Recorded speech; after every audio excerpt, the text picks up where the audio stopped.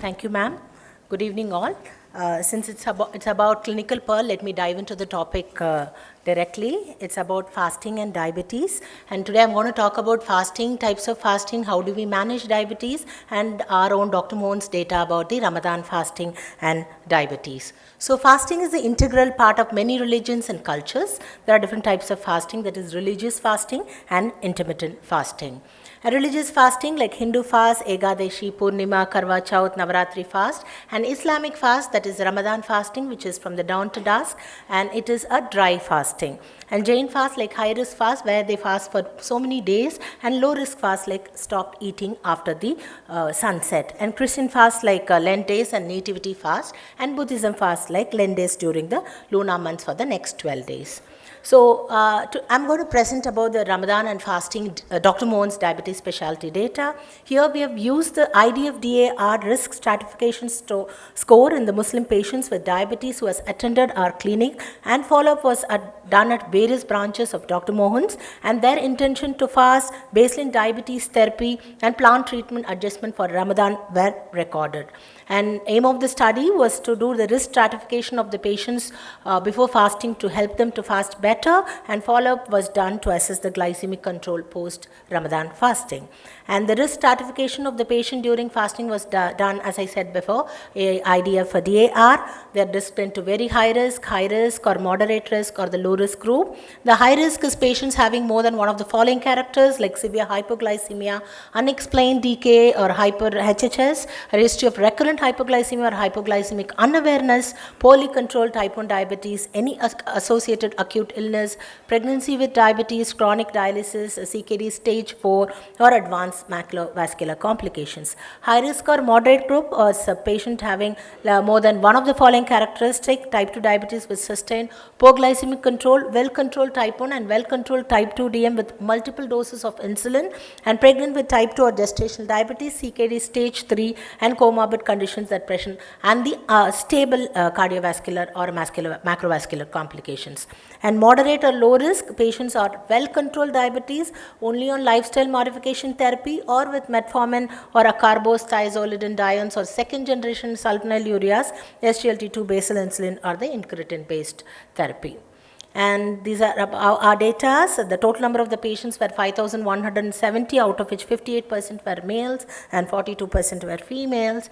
And this stratification score analysis done, and based on that, 49.5% were under the low risk category, and 37% under the medium risk category, and 13.5% under high risk category, where we advised them not to fast. And before and after HbA1c values among the low, median, high group risk fasting group are compared in this slide, and the before and after serum creatinine values among low, medium, and high risk fasting groups were compared in this. So observation of the study was, in conclusion, the risk assessment and the individualization treatment has helped the patients to achieve the good glycemic control in low and medium risk group. Subjects with high risk group, considering the risk of developing complications from fasting, are advised against during Ramadan fasting. However, most ignore such risk and fast against the physician's recommendation. In all groups, there is a reduction in the HbA1c. In low and moderate risk, there is a reduction of 0.5 and 0.4 and 0.5 respectively. In high risk patients, also there is a marginal reduction, maybe due to the dietary restrictions, but the creatinine has been shown to increase due to the dehydration. Education, communication, and accessibility are all the critical to the success of the guidance. And this is how we approach the patient to the adjustment of the modification of the continued anti-diabetic medications in patients with diabetes during fasting period, in which the metformin, DPP4 inhibitors, SGLT2 inhibitors, pioglitazone, GLP-1 analogs does not require any dose adjustment during fasting, even during Ramadan fasting, and even in any type of fasting. Whereas sulfonylurea and insulin needs, and especially the SGLT2 need to be used cautiously, because in Ramadan fasting they are going to have a dry fasting, so the chances of dehydration is more, so we have to be used cautiously. Otherwise, in other fastings this can be liberally used, and sulfonylureas and insulin needs dose adjustment during fasting.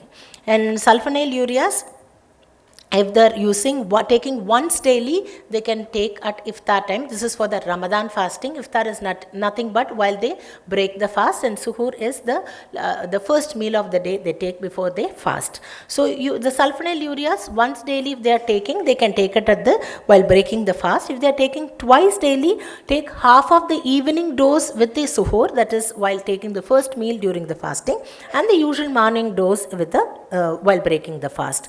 And if they are doing other fasts, if they are taking once daily, they can take comfortably the sulfonylurea at dinner. If they are taking twice daily, omit the morning dose in the absence of breakfast, and the rest of the dose can be taken comfortably. And in insulin, if they are on a long-acting insulin in Ramadan fasting, dose can be reduced by 15 to 30% and the insulin can be taken at iftar while breaking the fast. If they are taking twice daily, take usual morning dose at iftar and reduce the evening dose by 50% and take at the suhoor. And if they are taking short-acting insulin, take normal dose at the iftar, and lunch dose and the dinner dose can be avoided, and decrease the suhoor dose by the 50%. In other fasting, in long-acting insulin, there is no need to change or may reduce the dosage by 2/3 at the night. And if they are taking short-acting insulin, reduce the dose by half. But if they are taking pre-mixed insulin, in other fasting, if they are taking 30/70 or 25/75, reduce the dose to 2/3. If they are taking 50/50, reduce the dose by the 1/3. In Ramadan fasting, if they are taking pre-mixed insulin twice daily, then half of the evening dose should be taken with the first meal of the day, and the usual morning dose to be taken while breaking the fast. If they are taking thrice daily, as I said earlier, omit the afternoon dose and adjust the iftar and suhoor dose as advised earlier. So now about the intermittent fasting and diabetes. Intermittent fasting is defined as a reduced calorie intake on an intermittent basis. Time can vary from several hours to 24 hours. The types of intermittent fasting are time restricted fasting, alternative day fasting, 5-2 fasting. It's about the 5 days of normal eating and 2 days of calorie restricted eating, or a periodic day fasting like an alternative day, or a 16/8 or 20/4 or 12/12, a kind of periodic fasting are also included in the intermittent fasting. See, the anti-diabetic medications, including, as I said earlier, sulfonylurea, meglitinides, insulin needs dosage adjustment, and other drugs like metformin and DPP-4 inhibitor, GLP-1 analogs, and thiazolidine and the SGLT2 does not require any dose changes.